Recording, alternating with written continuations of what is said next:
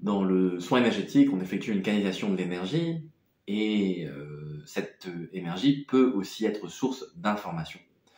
Elle va circuler entre les personnes, entre le soigneur et la personne soignée, et travailler sur une harmonisation de l'ensemble, en contact avec cette conscience entre guillemets supérieure qui nous permet d'être là. Cette énergie qui circule peut nous transmettre, peut nous faire prendre conscience d'un certain nombre d'informations, et on peut les formuler. Parfois, ça peut nous donner vraiment un ensemble de scènes, d'histoires, de concepts ou en tout cas de compréhension qui nous permettront de cheminer. La canalisation, c'est donc quelque chose aussi dans le sens d'une guidance, c'est-à-dire quelque chose qui va orienter, poser une direction.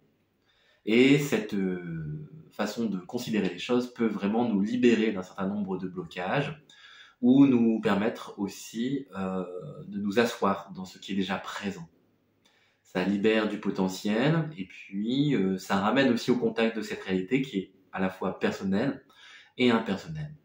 Côté personnel, eh bien, ce sont tous nos aspects physiques, émotionnels et mentaux qui vont nous donner la sensation parfois d'être bloqués dans la vie, parfois d'avancer. Ce sont aussi nos ressources du coup.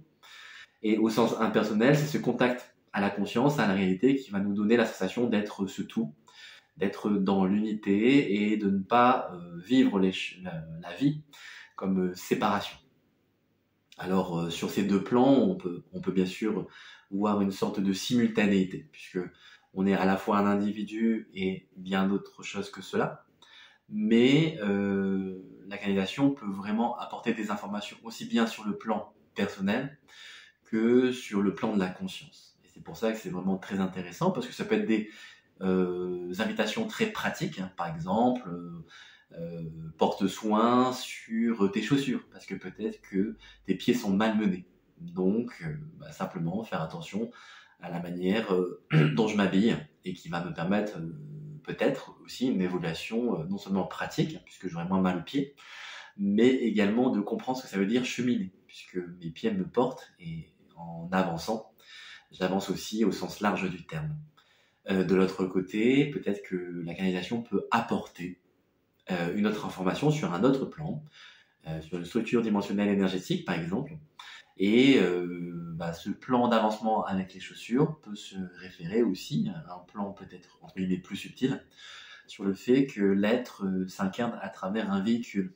Et du coup, la sagesse de ma propre existence, c'est de prendre soin en général de ce véhicule, qui est à la fois mon corps et mon esprit, puisque ce sont les manifestations de cette conscience globale, totale, qui a simplement envie de s'épanouir à travers la matière. Et ressentant que je suis l'expression, la vibration de cette énergie immense, je peux voir à quel point en fait il est fondamental que je prenne soin de ce corps et par extension de tous les objets qui m'appartiennent ou que j'utilise en tout cas dans le quotidien, ce qui va donner aussi des ressources supplémentaires, puisque on sait bien que si j'entretiens pas mes chaussures, peut-être si elles sont trouées, ça va être très inconfortable pour marcher, peut-être même avoir mal aux pieds. Si je ne prends pas soin de ma voiture ou si je n'achète pas les tickets pour pouvoir prendre les transports en commun, eh bien, je vais peut-être aussi un peu galérer pour me déplacer, à moins que ce soit mon choix. Je peux le faire en vélo, mais peu importe, vous avez compris le sens. Et puis, cette extension peut vraiment se faire à tout être, tout objet, toute chose que je vais concerner dans ma vie ou qui va me concerner. Et donc prendre soin dans le sens global de ce qui est. Ce qui est une extension de moi-même, du coup j'en prends soin parce que je l'aime, puisque ça fait partie de moi d'une certaine façon. Et cette prise de conscience peut donc s'établir aussi sur ce plan-là, où je me rends compte qu'il y a une certaine unité. Donc là c'est plutôt un plan impersonnel, puisque dans l'unité il n'y a plus personne, évidemment. La canalisation, c'est donc quelque chose qui peut être utile en tant que conseil, mais surtout, je pense, sur un plan d'évolution, on va dire personnel, hein. Même si, vous l'avez entendu, il y a deux plans, le plan personnel et le plan impersonnel, mais on va parler comme ça. Donc sur le plan personnel, ça peut nous donner beaucoup d'informations, aussi bien lorsqu'on accompagne une personne que pour nous-mêmes, puisque lorsqu'on va ressentir des choses pour autrui, ceci peut nous concerner aussi directement ou indirectement. Par exemple, je constate chez l'autre qu'il y a un grand ressentiment par rapport aux parents, et que j'ai l'impression qu'ils ne m'ont pas donné toutes les chances dans la vie, qu'ils ne m'ont pas assez accompagné, qu'ils ne m'ont pas assez encouragé. Et donc je ressens ça pour la personne qui consulte, et puis je peux me poser la question pour moi-même. Est-ce que ce sentiment d'injustice, peut-être aussi de désamour, quelque chose qui m'aurait manqué, ce sentiment d'avoir un vide dans la vie, dans l'existence, est-ce que ça ne me concerne pas moi aussi, moi qui canalise, est-ce que je ne le ressens pas d'autant plus fort que je suis touché? Et donc il y a souvent résonance dans les problématiques des personnes autour de nous. On va pouvoir aussi en tirer un enseignement pour soi. Et donc c'est quelque chose en fait qui n'est pas d'une personne à l'autre, je ne canalise pas pour l'autre, mais il y a canalisation, la canalisation vient et va donner une énergie, une information, qui est à la fois utile pour la personne qui reçoit que pour l'émetteur, puisque le transmetteur, puisque comme vous l'avez compris, l'information est multiple et peut porter sur des champs qui sont même très surprenants. Par exemple, on va pouvoir établir des liens avec nos ancêtres. Voilà, maintenant on parle beaucoup du transgénérationnel.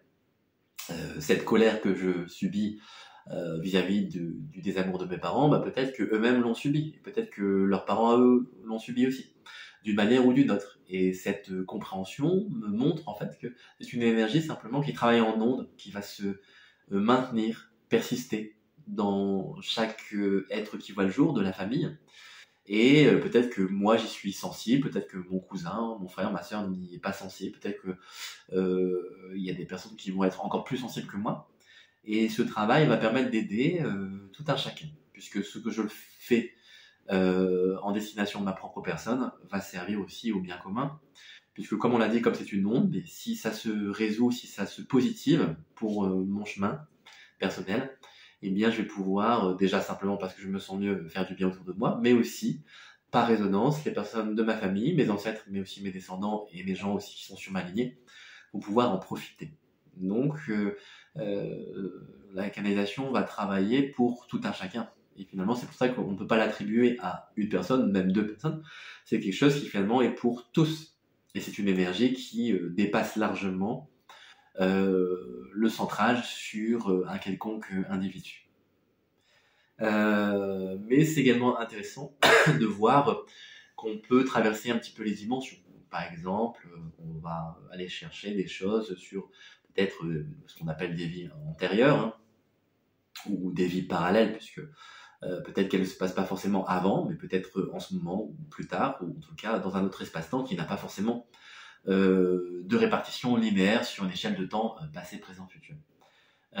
Mais ceci, en tout cas, se connecte avec nous, notre espace, ou celui de la personne pour qui on canalise, et va donner un aperçu sur cette conscience qui simplement s'expérimente, et de manière individuelle va donner la sensation d'un blocage, d'une blessure, de quelque chose de problématique, ou au contraire d'une ressource qui va permettre d'avancer.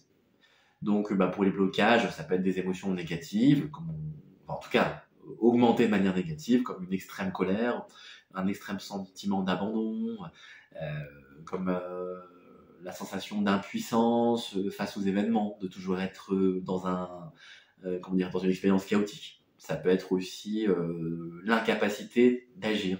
Voilà, ça peut être beaucoup de choses qui peuvent venir de ces connexions à d'autres espaces-temps, même des vies non terrestres ou des formes d'énergie qui sont assez étonnantes. Mais en tout cas, l'important c'est que ça nous parle et nous permette, soit de manière symbolique, soit de manière effectivement réelle, mais au final ça n'a pas beaucoup d'importance pour nous, puisque l'information étant donnée, elle est réelle pour nous, qui va avoir un impact sur notre vie si on l'intègre, si on arrive à l'apprivoiser, et en faire non pas un ennemi, mais une partie de soi, qui va pouvoir transmuter cette énergie au départ peut-être vécue négativement, en quelque chose de positif pour soi. De l'autre côté, on peut voir que ceci aussi permet d'éveiller la conscience au fait que non seulement nous ne sommes pas qu'un individu isolé, nous sommes bien connectés à plein d'individus, voire au tout. Et puis aussi que puisque l'énergie n'est pas orientée seulement vers une personne, de tout doucement se fondre, en tout cas se caler sur cette fréquence qui dit effectivement nous sommes ce tout, et de ressentir cette plénitude, cette sorte de nonchalance, où puisque il n'y a plus véritablement d'enjeux d'évolution ou de problèmes personnels, mais plutôt un champ d'information dans lequel nous baignons. Et c'est ceci qui est fortement agréable, puisqu'on va se délester du sentiment de tous ces sentiments négatifs qui sont l'abandon, l'impuissance, la colère vis-à-vis des événements de vie passée, la sensation aussi de ne pas avoir but dans la vie, puisque finalement, l'énergie va nous montrer que il n'y a pas forcément un objectif unique à notre présence ici, mais plein de choses potentiellement connectables, et que ces connexions peuvent s'effectuer à tout moment. Et donc on peut développer des qualités, des capacités, plus de courage, plus de côté artistique, peut-être l'envie de partager, de faire du bien aux autres, peut-être l'envie d'enseigner, qu'on peut se réaliser en tant que simplement un être peut-être comme tous les autres et en même temps à la fois unique. Hein.